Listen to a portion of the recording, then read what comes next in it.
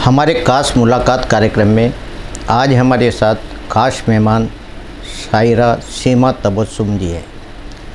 सीमा तबस्सुम जी का नाम जाना पहचाना है।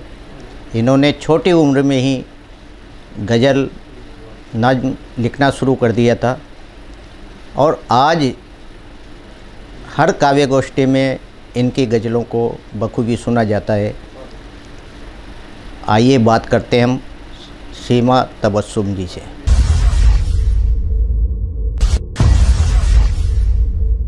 सीमा जी, आपका हमारे स्टूडियो में बहुत बहुत स्वागत है। STN के सभी दर्शकों को सीमा तबस्सुम का प्यार भरा सलाम, नमस्ते, खम्मा घणी। और दिनेश जी गौतम और STN चैनल के सभी साथियों का बहुत बहुत शुक्रिया कि उन्होंने मुझे यहाँ पर एक मौका दिया, दुनिया से रूबरू होने का, दुनिया से मुलाकात करने का एक बहुत ही खूबसूरत यादगार मौका दिया। उसको मैं कभी नहीं भूलूँगी। एक बार फिर से मैं आप लोगों का बहुत बहुत शुक्रिया अदा करती हूँ। शुक्रिया। सीमा जी, पहले तो हमारे दर्शकों को आप ये बताएं कि आपका जीवन परिचय, आप कहाँ से हैं, शिक्षा दीक्षा आपकी कहाँ हुई और जो साहित्य सृजन का जो आपने जिस विधा से किया उसके उस्ताद कौन रहे? मैं बेसिकली मैं कोटा से ही हूँ और मेरा जन्म लाड़पुरा में दूधाधारी मंदिर के पीछे घरी पर हुआ था। पहले घरी पर होते थे और मेरी शिक्षा लाड़पुरा करबला स्कूल में प्रारंभिक शिक्षा वहीं पर हुई मेरी। उसके बाद जब मैं 9th में आई तो मेरी दादी पुराने विचारों की थी, तो वो नहीं चाहती थी कि पढ़े, तो उन्होंने मेरी पढ़ाई छुड़वा दी। तो 1 साल तक ऐसे रहा। फिर मैंने अपने बाबूजी मोहम्मद यूसुफ, जिन्हें हम बाबूजी कहते थे, 2-3 साल हो गए उनको एक्सपायर हुए, तो उनसे मैंने अपनी बात रखी कि मैं आगे पढ़ना चाहती हूँ। तो मेरे फादर ने मेरा सपोर्ट किया और फिर मैंने 10th मैंने डायरेक्ट 9th तो नहीं पढ़ा, 10th का एग्ज़ाम मैंने प्राइवेट दिया। और उस समय जब मेरे फादर ने मेरा फॉर्म भरवाया तो मेरी दादी ने एक कंडीशन रखी मेरे सामने कि पूरे घर का खाना तुम्हें पूरा काम करना है। चूल्हे में बनाते थे उस समय खाना, सिल्ला पे मसाला पीसा जाता था। और मेरी मम्मी जो है अम्मा छिपाड़ोद में पोस्टेड थी और मेरी सिस्टर की शादी हो गई थी। दूसरी बहन नहीं थी, 4 भाई हैं मेरे और हम 2 बहनें। तो पूरा काम करके मैंने अपनी पढ़ाई करी। इसके लिए मेरे फादर मुझे 4 बजे जगाते थे पढ़ाने के लिए। तो मेरे फादर ने मेरे लिए बहुत ज़्यादा सेक्रीफाइस किया क्योंकि उस समय मोबाइल नहीं होते थे और अलार्म घड़ी होती थी छोटी, उसमें अलार्म लगाते थे और मुझे जगाने के लिए पहले वो जगते थे ताकि मैं जल्दी उठ के पढ़ लूँ और फिर घर का काम करूँ। तो इस तरह से उन्होंने एक बैलेंस बनाया कि अपनी माँ भी नाराज़ ना हो और बेटी की भी ख्वाहिश पूरी हो जाए। उसके बाद फिर मेरी पढ़ाई फिर रुक गई क्योंकि मेरी दादी ने फिर मना कर दिया, कॉलेज नहीं जाएगी। फिर मैंने अपने फादर से कहा कि मैं जाना चाहती हूँ कॉलेज। फिर मेरे फादर ने मेरा सपोर्ट किया। फिर मैं JDB कॉलेज से मैंने BA किया। तो उसमें मेरे ब्रदर्स जो हैं, चार भाई हैं मेरे, तो वो मुझे छोड़ने लेने जाते थे। जब वो नहीं होते थे तो बाबूजी मुझे छोड़ने लेने जाते थे। बहुत बढ़िया। फिर उसके बाद फिर मेरी दादी ने छुड़ा दिया क्योंकि उस समय JDB कॉलेज में BA के बाद MA नहीं था और गवर्नमेंट कॉलेज में को एजुकेशन थी, बॉयज़ गर्ल्स साथ पढ़ते थे। तो दादी जो कि पुराने ख्यालात की थी तो उन्होंने कहा लड़कों के साथ तो मैं पढ़ने नहीं दूंगी। तो फिर दादी ने फिर स्टॉप कर दिया। फिर मैंने फादर से कहा मैं पढ़ना चाहती हूँ, तो मेरे पिता ने फिर बाबूजी ने फिर मेरे को प्राइवेट एग्ज़ाम दिलाया। इस तरह से फिर मैंने इंग्लिश में और उर्दू में MA किया। ये मेरी शिक्षा हुई। सीमा जी, जो उस्ताद हैं उनके बारे में आप जानना चाहते हैं तो मैं सोशल वर्क करती थी, कम्युनिस्ट पार्टी से सामाजिक सेवा में करती थी, महिला समिति में थी, ट्रेड यूनियन चलाती थी, मैं धरना वगैरह प्रदर्शन सब करती थी। तो जब मैं वहाँ स्पीच दे रही थी 23 मार्च 2017 की बात है, तो ये लोग भी वहाँ थे। तो मेरी स्पीच इन्होंने सुनी और शकूर अनवर साहब मेरे पास आए और मुझसे कहा कि हम संस्था चलाते हैं तो आप वहाँ आइए और अपनी गज़ल सुनाइए। मैंने कहा मैं तो कुछ लिखती नहीं हूँ और कुछ है नहीं मेरे पास, लेकिन उन्होंने 1-2 बार फिर और मुलाकात हुई इसी तरह प्रोग्राम में और बार बार मुझे फोर्स किया, थोड़ा सा इंसिस्ट किया कि नहीं आइए। तो फिर मैं 6 महीने बाद गई। एकदम से मैं नहीं चाहती हूँ, कहीं भी मेरी आदत है। तो 6 महीने बाद मैंने जो भी थोड़ा बहुत लिखा तो मैं 6 महीने बाद गई। इस तरह से मेरी जो शायरी का सफ़र है जो शुरू हुआ आज तक ख़त्म नहीं हुआ। वैसे मैं 11 साल की उम्र से ही स्कूल में टाइटल्स वगैरह लिखने लग गई थी, और सैटरडे को जो हाफ डे में बाल सभा होती है उसमें भी मैं जैसे गाय पे निबंध लिखो, दिवाली पे मम्मी पापा पे 4-4 लाइन लिखती थी। और मेरे फादर जो है मोहम्मद यूसुफ मुझको बहुत एनकरेज करते थे, खड़ा होकर सुनते भी थे मुझसे। उन्होंने कभी भी मेरे पंख नहीं काटे, हमेशा मेरे को हौसला दिया। तो वहाँ से मेरा सफ़र था। फिर उसके बाद बंद हो गया। फिर जो कॉलेज टाइम में फिर 2-4 गज़लें मैंने लिखी, वो अब मैं देखती हूँ तो मुझे खुद उसमें कमियां नज़र आती है। वो सिर्फ थॉट्स थे। तो वो देश की धरती 5 में अखबार है, उसमें पब्लिश हुई। तो एक दिन मेरे फादर खाना खा रहे थे तो उसमें पब्लिश हुई थी, मेरी फ्रेंड थी उसने दे दी थी। तो मैंने वो लिया अखबार, और फादर क्या थे कि खाना खाते समय मुझसे अखबार पढ़वाया करते थे। अच्छा। तो मेरी बैड हैबिट थी एक शुरू से, अभी भी है, कि मैं अखबार नहीं पढ़ती मैं दुनिया की जान की खबरें तो रखती हूँ लेकिन अखबार बहुत कम पढ़ती थी। तो कभी हंसते थे, कभी गुस्सा भी होते थे, उन्हें कहते थे तू खुद ही अखबार बनेगी तो वो मुझसे बड़े प्यार से अखबार पढ़वा लेते थे। खाना खाते थे बहुत धीरे धीरे चबा चबा कर 1 घंटे तक। उन्हें कहते थे मेरे पास चश्मा नहीं है तो बेटा यहाँ आओ और ये अखबार पढ़ के सुनाओ तो वो बड़े प्यार से कि मैंने कहा कैसे सुनाना है कि पहले टाइटल पढ़ो, उसके बाद वो बताते थे इस न्यूज़ को पूरा पढ़ना है। तो इस तरह से मैं सुनाती थी। तो मैंने वो गज़ल का अखबार लाकर देश की धरती का मेरे फादर के सामने रख दिया, जिसमें मेरी गज़ल पब्लिश हुई थी। जी। तो बाबूजी ने कहा चश्मा ला, है नहीं मेरे पास, तो तू खुद पढ़ के सुना।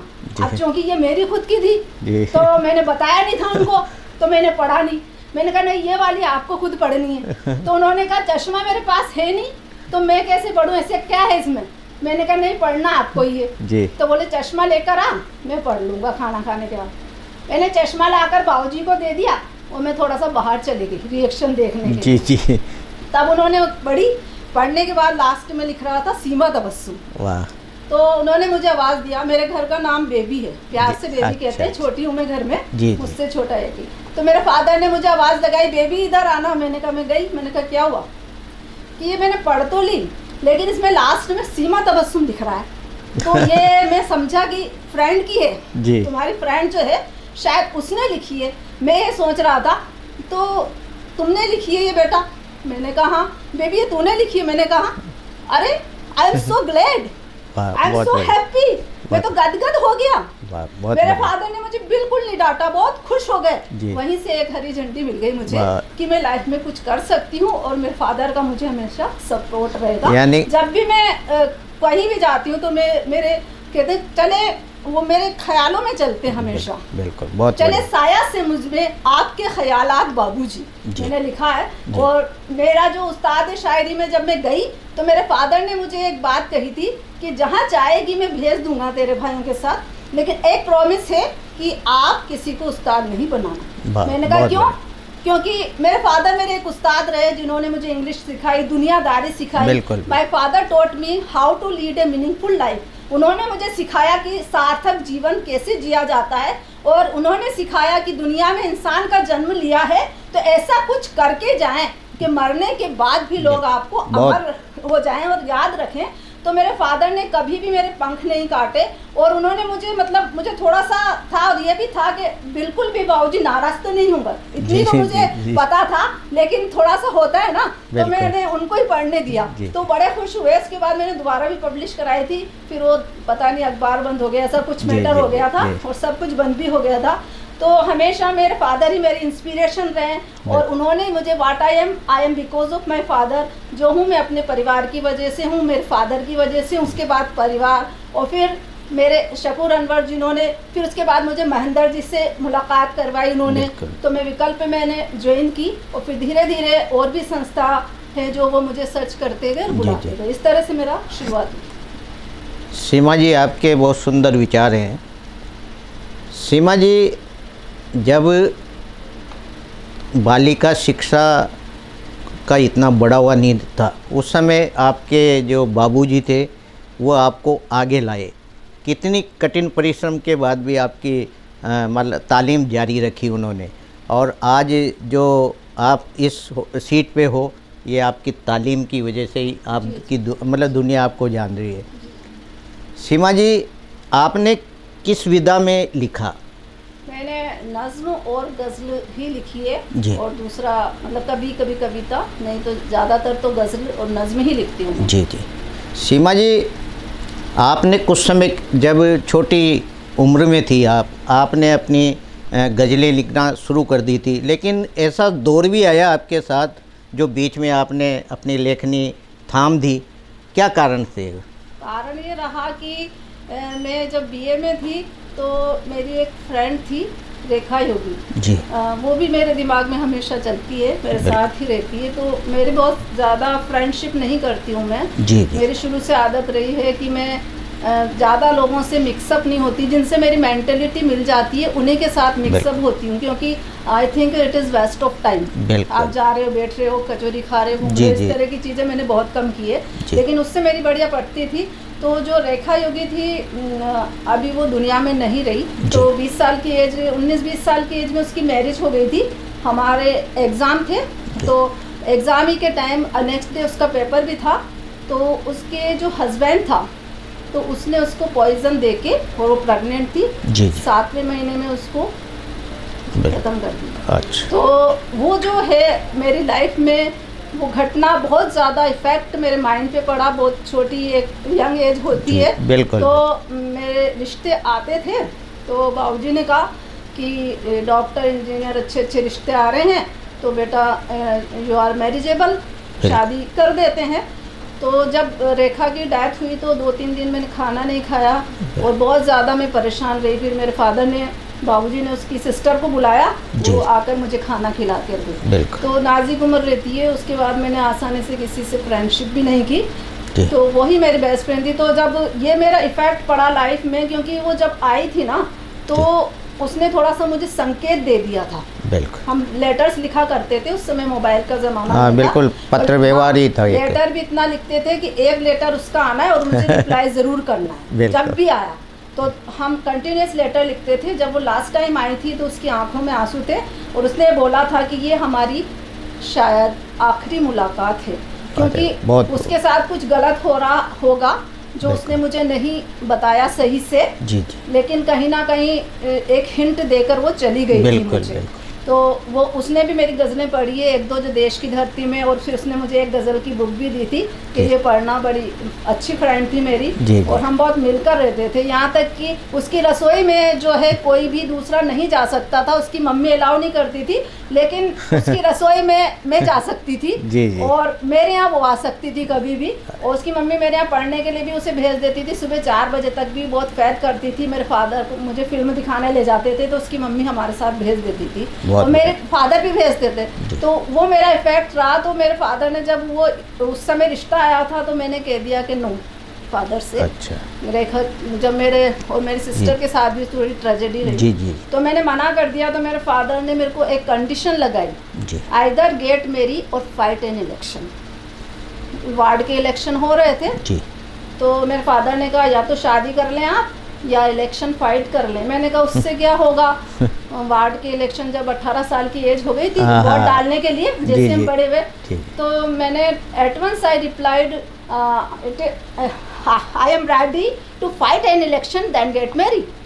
तो मेरे फादर के, ऐसा नहीं है कि मैं इंग्लिश बोलना चाहती हूँ, लेकिन मेरे फादर मुझसे ऐसे ही बात करते थे, तो मैं वैसे ही बता रही हूँ आपको। लेकिन कई बार लोगों को ये लगता है कि ये प्राउडी लड़की है, लेकिन वो क्या मुझे सिखाते थे ना, तो अकेले में मुझसे ऐसी बात करते थे कि आइदर गेट मैरी और फाइट एन इलेक्शन। मैंने कहा it is better not to fight an election then get marry. उन्होंने कहा ऐसा क्यों, कि इलेक्शन फाइट कर लूँगी लेकिन शादी नहीं करूँगी। मैंने कहा जो अंजाम रेखा का हुआ, जो अंजाम और लड़कियों का होता है, इससे बेटर है मैं आपकी बेटी ही बन के रहूँ। वो ना तो किसी की बहू बन के रह पाई, ना वो बेटी रही किसी की। तो मेरे फादर ने कहा कि नहीं बेटा, 3 दिन का समय आपको दिया है बेबी, 3 दिन में आप रिप्लाई करना।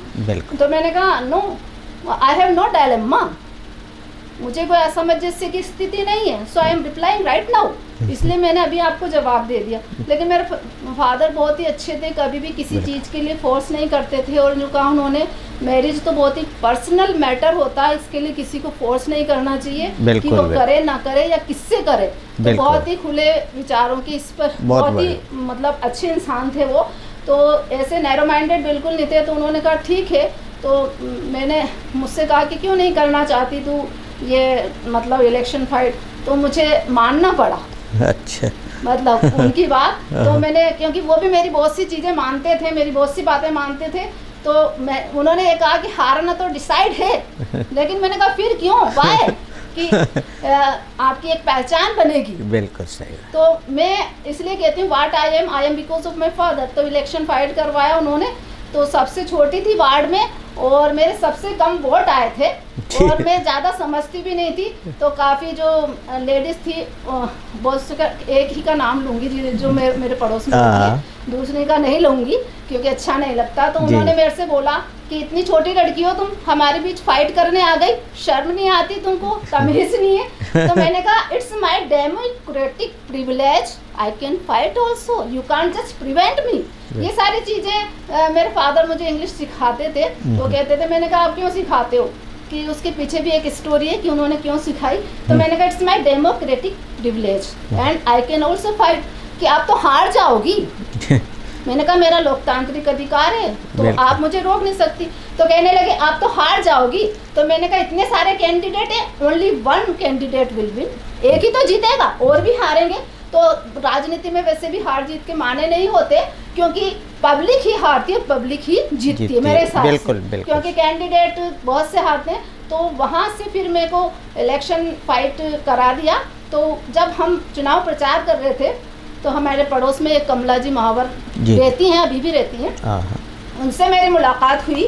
तो उन्होंने कहा अरे छोरी, ऐसे ही बोलती हूँ, अरे छोरी तो मार साहब की छोरी है क्या? पहले वो मुझे नहीं जानती थी। अरे तो मार साहब की छोरी दिखे यूसुफ साहब। तो मैंने कहा हाँ क्या हुआ? तो कोई बात ना, लड़ना अपन साथ साथ, वो ऐसे बोल रही थी। मैंने कहा ठीक है। तो जब इलेक्शन में वो भी हार गई थी, मैं भी हार गई थी, तो मुझे तो हारना ही था, लेकिन लोग मुझे जानने लगे थे। बिल्कुल। तो मेरे फादर ने यहाँ से शुरुआत करी कि देखो बाहर जब तेरे को भेजा और तेरे को बॉल्डनेस आई लोगों से बात करने के, तो फिर उसके बाद वो कमला जी कम्युनिस्ट पार्टी में महिला समिति में जाती थी, तो फिर वो मेरे पास आ गई। तो उन्होंने की मारा लारे चाल और तुम्हारी पार्टी ज्वाइन कर। इस तरह से ये शायरी मेरी बंद हो गई एक तरह से, और मेरे मतलब जीवन का रुख, दिशा बदल गई थोड़ी सी। सीमा जी, आप गजल सुनाए हमारे दर्शकों को। सबसे पहले तो मैं अपने फादर की बात, हाँ बिल्कुल सुनाइए। मुझे इंस्पायर किया। तो मेरे फादर हमेशा कहते थे कि कुछ भी लिखे, कुछ भी करे, लेकिन लीक से हटकर करना। बहुत। Always right Sublime thought and don't go. उन्होंने जब मैं जा रही थी तो उन्होंने कहा था या तो उच्च विचार लिखना या मत जा। And I know you right Sublime thoughts, और मैं ये भी जानता हूँ कि तू सबलाइम थॉट ही लिखेगी, इसलिए चली जा। ये उन्होंने मुझे, तब मैं गई थी तब बोला था, सबलाइम थॉट लिखना या नहीं लिखना या फिर नहीं जाना, लेकिन चली जा because you right Sublime thoughts. तो मैं पहली जो गजल है मैं सुनाती हूँ, बाबूजी की दुआ। वो मुझसे क्या बात करते थे वो इस गजल में निकल कर आएगा। बाबूजी की दुआ कि अपने खुददारी के साथ जीना है, खुद ही के साथ चलना है, दूसरे क्या करना है वो कर रहे हैं वो नहीं देखना है, आपका दिल दिमाग जो आपको सही लगता है वो करना है। यहाँ तक भी कहते थे मैं भी कुछ कह दूं और तुझे गलत लगे तो मेरा भी मत मानना। इतने बोल्ड, इतने अच्छे थे मेरे फादर। तो उनको डेडिकेट करके लिखी थी बाबूजी की दुआ। जमाना खुद ही बदलेगा, खुद ही के संग चलना तू। जमाना खुद ही बदलेगा, खुद ही के संग चलना तू। दुआ देते थे बाबूजी, हवा का रुख बदलना। दुआ देते थे बाबूजी, हवा का रुख बदलना तू। कभी ना काम कर आधा, निभा हर ख्वाब से वादा। कभी ना काम कर आधा, निभा हर ख्वाब से वादा। हकीकत का इन्हीं सपनों में पूरा रंग भरना तू। हकीकत का इन्हीं सपनों में पूरा रंग भरना तू। दुआ देते थे बाबूजी, हवा का रुख बदलना तू।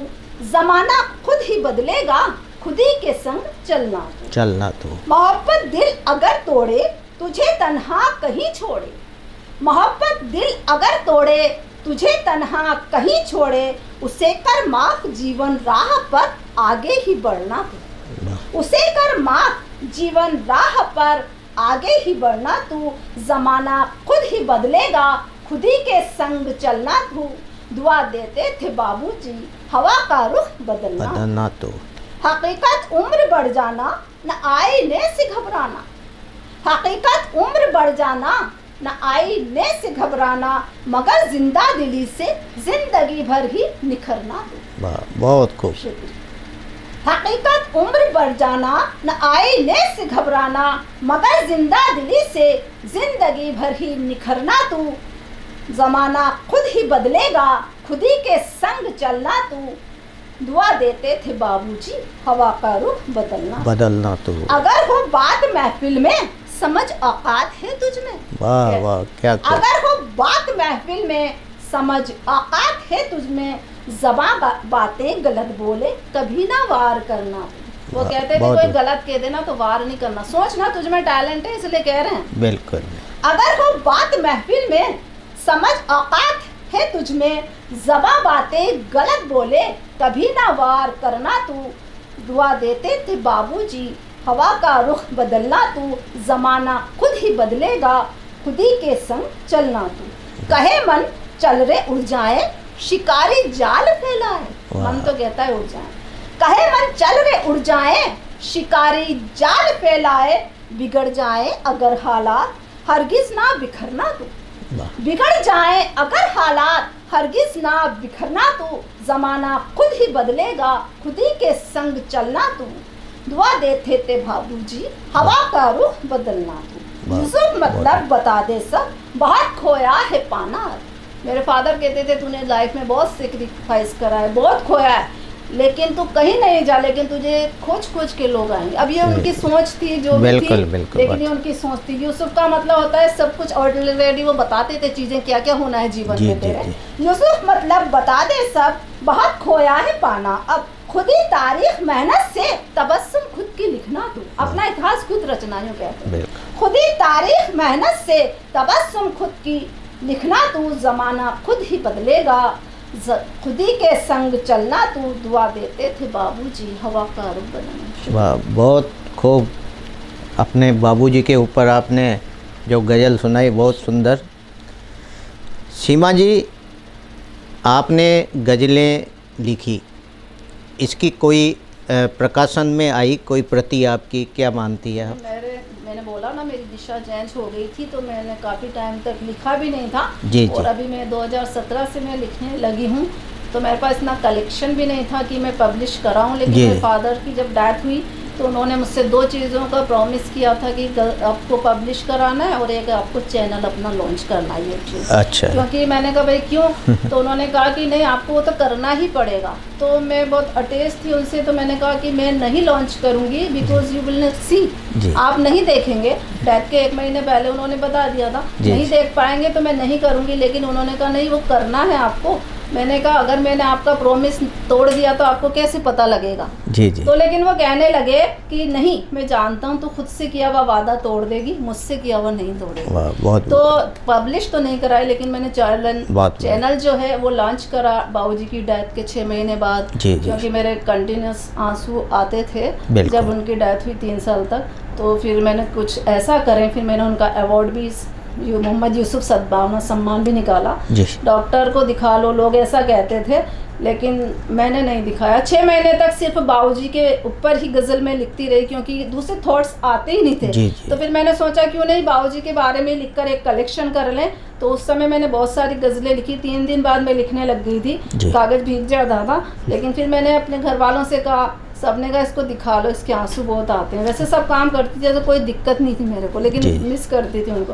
लेकिन जब मैंने फैमिली को, मम्मी को, भाइयों को, सबको बोला कि मैं अवार्ड लॉन्च करना चाहती हूँ, मोहम्मद यूसुफ सद्भावना अवार्ड। मैंने 27 जून को उनकी डेथ हुई थी, तो वो अवार्ड मैंने लॉन्च किया। उसके बाद मेरे ऑटोमेटिकली आंसू आना बहुत खूब, बहुत बढ़िया। सीमा जी, आपने अपने पिता के प्रति इतना आपका अभी तक आदर है और आप उनके लिए अवार्ड भी नवाज रही हैं, बहुत बेहतरीन आपका सोच है। आपकी जब गज़लें आकाशवाणी या पत्र पत्रिकाओं में प्रकाशित होती थी तो कैसा प्रथम बार आपको आभास हुआ, मतलब कैसा लगा आपको? ऑब्वियसली हैप्पीनेस फील होती है जी। और वहाँ भी मैंने कभी नहीं दी। जी जी अंसारी दर्पण में भी नहीं दी है। मेरे ब्रदर हैं मुस्तकीम अंसारी, ये मैरिज ब्यूरो चलाते हैं। तो एक बार वो रिश्तों के लिए इनके पास आए, उसमें छापते हैं वो रिश्ता वगैरह। जी, तो वो बैठे हुए थे घर पे, जी, याजुद्दीन जी अंसारी। तो वो कहीं ना कहीं वो पढ़ते होंगे, जैसे आपको पता लगा ऐसे उनको भी लगा होगा। तो उन्होंने इनसे बोला कि एक लड़की है सीमा तबस्सुम, वो गज़लें लिखती है, वो कहाँ रहती है। अच्छा, मुझे पता चला है कि अंसारी है और हम पब्लिश करते हैं। इन्होंने कहा वो तो मेरी सिस्टर है। कह रहे तुम्हारी सिस्टर है कि पहले तो हम सोचते वो अंसारी की ही अपना अपना मैटर होता है, देखिए सबका। तो अंसारी की ही उनकी अंसारी दर्पण है तो अंसारी की ही पब्लिश करते हैं। तो उन्होंने मुझे बुलाया और फिर इनसे बोल रहे थे जाऊं। तो मैंने मुझसे मुलाकात करी, फिर बोला हम पहले सोचते थे ये लड़की कोई और है, क्योंकि नाम मेरा सीमा तबस्सुम मेरे फादर ने दिया। तो इस पे भी कोई बहुत सारे मैटर्स होते थे, कहीं भी जाओ इशू बनता था। तो उन्होंने कहा कुछ लोग कहते हैं हिंदू है, कुछ लोग कहते हैं मुस्लिम है। तो मेरे फादर से मैंने क्वेश्चन कर दी थी आपने नाम सीमा तबस्सुम मुझे क्यों दिया। तो मेरे फादर ने बोला I want that you should be recognise just an Indian, that's why. बहुत बहुत बहुत खूब विचार। ये वजह है कि मैं चाहता हूँ कि तुम्हारी पहचान एक भारतीय के रूप में हो, इसलिए मैंने सीमा तबस्सुम नाम रखा। तो ये मेरा नाम जो है वो उनकी देन है और वो ही चल रहा है, और मैंने उसी में से तखल्लुस रख लिया अपना तबस्सुम। तो काफ़ी सारे लोग यहाँ तक कि एक बार डेंटिस्ट के पास लेकर गए थे फादर मोहम्मद यूसुफ। तो बाबूजी जब मुझे लेकर गए, दांत में प्रॉब्लम थी, तो डॉक्टर ने बोला आपका नाम क्या है बिटिया, छोटी एज थी। मैंने कहा सीमा तबस्सुम। फिर उन्होंने दोबारा पूछा आपका नाम, मैंने कहा सीमा तबस्सुम। कहने ओरिजिनल नाम क्या है, तबस्सुम या सीमा। मैंने कहा नहीं सीमा तबस्सुम। नहीं वो मार्कशीट में क्या नाम है, मैंने कहा सीमा तबस्सुम। तो उन्होंने मुझसे बोला पापा का नाम बताओ। मैंने कहा sir clearly ask me whether you are Hindu and Muslim. आप पूछ लेना स्पष्ट हिंदू हो या मुस्लिम।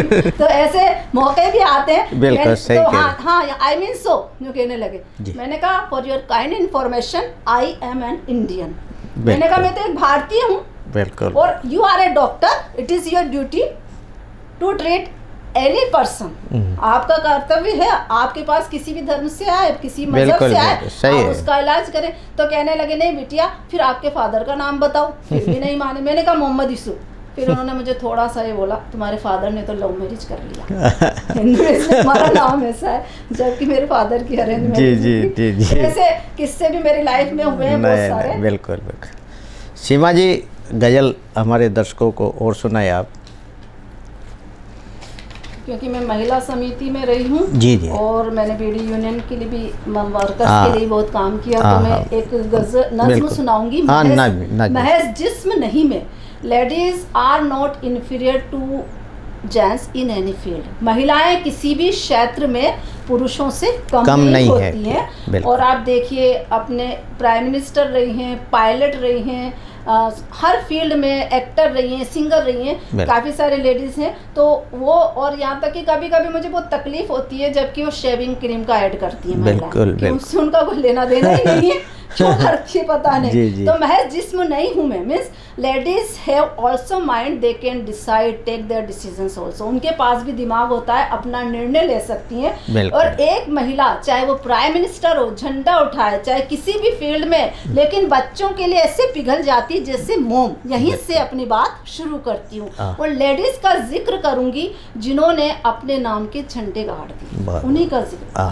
हूँ। शख्सियत में मॉम सी, बच्चों को दूं राहत भी मैं हूँ। शख्सियत में मॉम सी, बच्चों को दूं राहत भी मैं। लहरा जो परचम दे जहां में, वो असल ताकत भी मैं।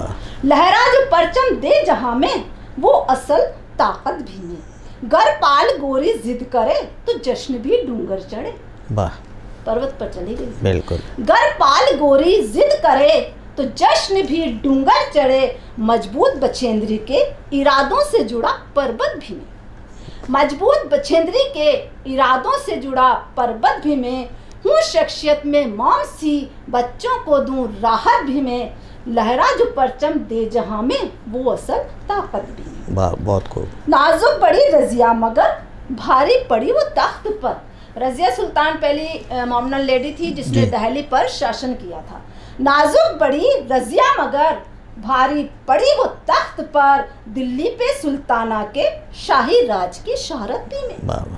नाजुक बड़ी रजिया मगर भारी पड़ी वो तख्त पर, दिल्ली पे सुल्ताना के शाही राज की शहरत भी मैं, हूँ शख्सियत में मॉम सी, बच्चों को दूं राहत भी मैं, लहरा जो परचम दे जहां में, वो असल ताकत भी मैं। वाह, बहुत खूब।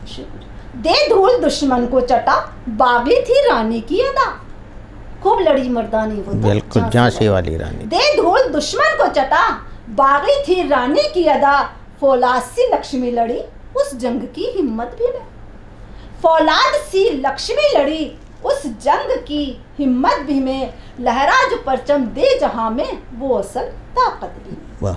लब जो तरन्नुम के खुले, तो कान में रस्सी घुले, लब जो तरन्नुम के खुले, तो कान में रस्सी घुले, सुर नूर जहां के मस्त नगमों की खनक दौलत भी है। वाह, बहुत नूरजहां जो है मेरे फादर के साथ में फिल्म देखने जाती थी, तो उनको नूरजहां के फिल्म वो दिखाया करते थे, इसलिए अच्छा, मैंने अच्छा। पहले लिखी थी, तो उसी का नाम मेरे माइंड में आया। अच्छा। उसके गाने सुना करते थे, उनको शौक था म्यूजिक का, मुझे भी बिठा लेते थे। जी। लब जो तरन्नुम के खुले, तो कान में रस्सी घुले, सुन नूर जहां के मस्त नगमों की खनक दौलत भी मैं, लहरा जो परचम दे जहां में, वो असल ताकत भी मैं। वाह।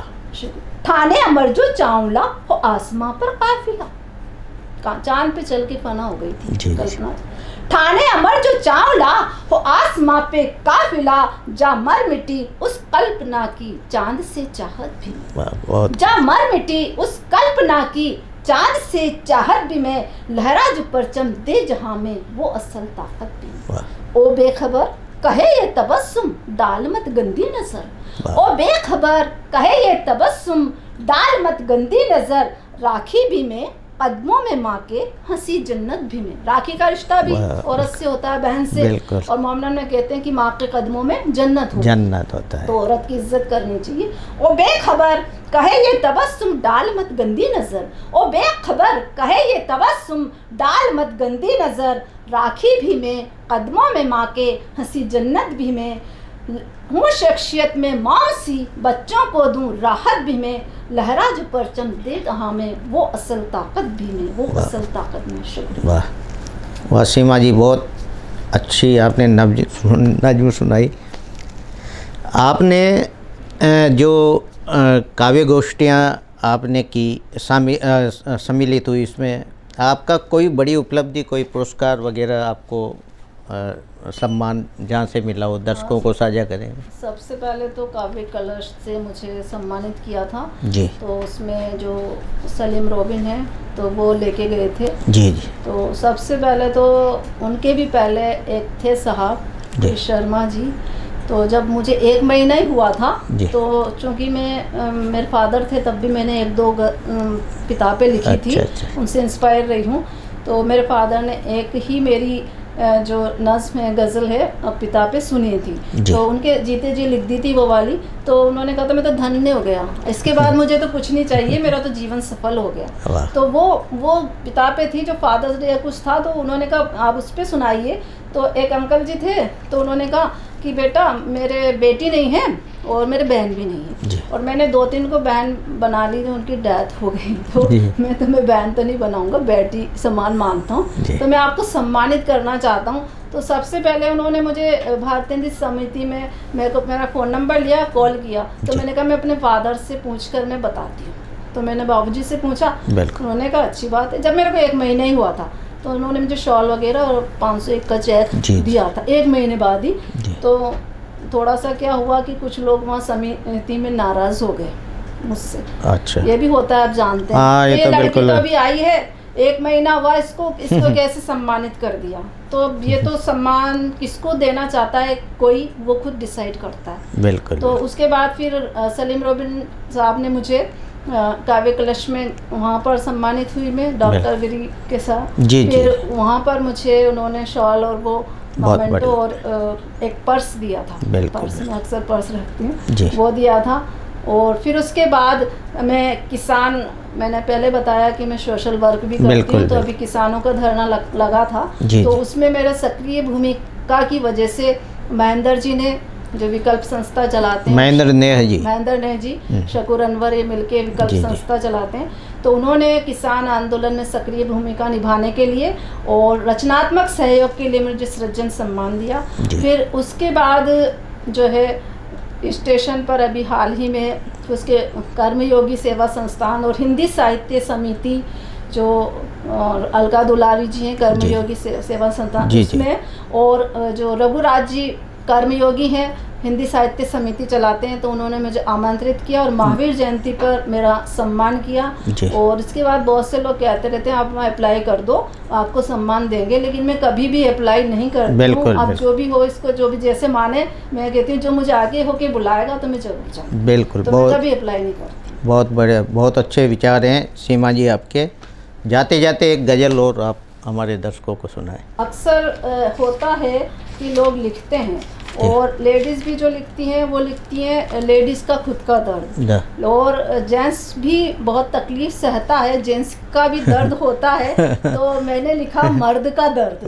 तो अक्सर लोग यूँ कहते हैं कि मर्द को दर्द नहीं होता, इट इज़ नॉट राइट। मर्द को भी दर्द होता है, मर्द नहीं रोते हैं, इट इज़ नॉट राइट, ये सही नहीं है। मर्द भी रोते हैं। फैक्ट तो ये है कि हम सब दुनिया में रोते हुए आए हैं, तो ऐसा है नहीं कि मर्द नहीं रोते या उनको तकलीफ नहीं होती। मर्द को भी दर्द होता है, तकलीफ होती है। तो मर्द का दर्द इसमें बयान करूंगी, मर्द क्यों रोता है, क्या तकलीफ उसे होती है, कब का उसे दर्द होता है। तो अपनी बात यहीं से शुरू करती हूँ। सबसे बड़ी बात तो यह है कि दूसरे की जेब से पैसा निकाल कर अपनी जेब में जब मर्द लाता है तो उसे कितनी तकलीफ, कितनी समस्याएं पेश आती है। आप समझते हो, कमाने का जो काम है, बच्चे अक्सर मम्मी मम्मी की तारीफ करते हैं, लेकिन मैं शायद उसका अपवाद मैंने फादर की ज़्यादा की। तो मर्द का दर्द, बहुत तकलीफ सहता मर्द को भी दर्द तब होता, बहुत तकलीफ सहता मर्द को भी दर्द तब होता, मदद कोई ना करता मर्द को भी दर्द तब होता, मदद कोई ना करता मर्द को भी दर्द तब होता। लोन ले लेते हैं घर बनाने के लिए, बच्चों की रोजी रोटी के लिए, मिले घर भर को रोटी किश्त सर पर ना करे खोटी काम, मिले घर भर को रोटी किश्त सर पर ना करे खोटी, सुबह बिन खाए भक्ता मर्द को भी दर्द तब होता है। कितने जैसे जो सुबह ढंग से बैठ के प्लेट सजा के खाना खा पाते होंगे। ये लेडीज जो कहती हैं हम दिन भर से खटते रहते हैं, मैं भी एक लेडी हूँ, लेकिन कह रही हूँ, लेकिन वो बाहर जो समस्या आती है उतनी घर में नहीं आती। बिल्कुल, मैंने दोनों तरह के काम किए, इसलिए मुझे दोनों तजुर्बे हैं। कोचिंग भी करती थी, मुझे दोनों तरह के तजुर्बे हैं कि कैसे पैसा कमाया जाता है। मिले घर भर को रोटी किश्त सर पर ना करे खोटी, सुबह बिन खाए भक्ता मर्द को भी दर्द तब होता, बहुत तकलीफ सहता मर्द को भी दर्द तब होता। कहे बच्चे भी मामा दिल को तोड़ा हाथ ना थामा, कहे बच्चे भी मामा दिल को तोड़ा हाथ ना थामा, नजर से खून रिश्ता मर्द को भी दर्द तब होता। अगर प्रेमिका रास्ते में मिल जाए और अपने बच्चों से कहे ये तुम्हारे मामा है, तो मर्द को काटो तो खून नहीं कि ये मुझे मामा बना रही है, आजकल प्रेम करती थी। कहे बच्चे भी मामा दिल को तोड़ा हाथ ना थामा, कहे बच्चे भी मामा दिल को तोड़ा हाथ ना थामा, नजर से खून रिश्ता मर्द को भी दर्द तब होता, नजर से खून रिश्ता मर्द को भी दर्द तब होता, बहुत तकलीफ सहता मर्द को भी दर्द तब होता। खफामा बात ना माने सुने बीवी के भी ताने, माँ तो कहती है बीवी का गुलाम है, बीवी कहती माँ के पल्लू से बना रहता है। अब दो पाटन के बीच में साबुत बचाना कोई, ये हालत मर्द की हो जाती है।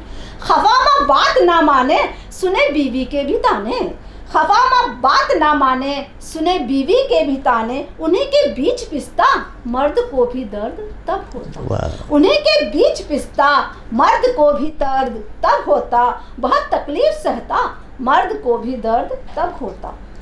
विदा होती हुई बेटी से मिल माँ कर ले हल्का दिल, विदा होती हुई बेटी से मिल माँ कर ले हल्का दिल, दबा तूफान रखता मर्द को भी दर्द तब होता। जब बेटी की विदाई होती है तो माँ तो गले लग कर के जोर जोर से रो लेती है, लेकिन पिता के आंख में भी आंसू आती है। एक तूफान उठता है, जिस बच्ची को उन्होंने फूल की तरह पाला वो आज विदा हो रही है, वो अकेले में जाके चुपचाप सारा काम निमटने के बाद मेरे फादर भी, मेरी सिस्टर विदा हुई थी तो अकेले में रोए थे। एक तूफान होता है, ऐसा नहीं है कि वो आप नहीं रोते। विदा होती हुई बेटी से मिल माँ कर ले हल्का दिल, विदा होती हुई बेटी से मिल, माँ कर ले हल्का दिल, दबा तूफान रखता मर्द को भी दर्द तब होता। दबा तूफान रखता मर्द को भी दर्द तब होता, बहुत तकलीफ सहता मर्द को भी दर्द तब होता। सभी की फिक्र करता मर्द खुद का ही छुपा रखता। सबकी फिक्र करते हैं और खुद को अगर बीमारी हो जाए तो छुपा लेते हैं कि ऐसा ना हो डॉक्टर कहते सीरियस है तुम्हारे दिन का। मैं तो सोचते मेरे बाद परिवार का क्या हो, जो छुपा लेते हैं। सभी की फिक्र करता मर्द खुद का ही छुपा रखता। सभी की फिक्र करता मर्द खुद का ही छिपा रखता, दुखी रातों को जगता मर्द को भी दर्द तब होता। दुखी रातों को जगता मर्द को भी दर्द तब होता, बहुत तकलीफ सहता मर्द को भी दर्द तब होता। तबस्सुम लोग ना कहते कि झरने आंख से बहते। तबस्सुम लोग ना कहते कि झरने आंख से बहते, जिगर में तीर चुभता मर्द को भी दर्द तब होता। जिगर में तीर चुभता मर्द को भी दर्द तब होता, मदद कोई ना करता मर्द को भी दर्द तब होता, बहुत तकलीफ सहता मर्द को भी दर्द तब होता। मर्द को भी बहुत दर्द होता है जी। ये थी हमारे साथ शायरा सीमा तबस्सुम जी। तबस्सुम जी ने छोटी उम्र से ही गज़ल नज़्म लिखना शुरू कर दिया था और इनके जो विचार हैं किस तरह मतलब सामाजिक, इन्होंने सामाजिक कार्य भी बहुत किए और बड़ी कठिन परिश्रम से ये निकली हैं और अपने बाबूजी की प्रेरणादायक रही हैं। बाबूजी ने जो इनको तालीम दी वह आज इन्होंने सबके सामने बयां किया, किस तरह पिता अपनी बालिका को आगे बढ़ाता है। ये सारी चीज़ आप सीमा तबस्सुम जी में देखें। आज ये हमारी स्टूडियो में पधारी, आपका बहुत बहुत आपका भी दोबारा से एक बार पुनः बहुत बहुत शुक्रिया।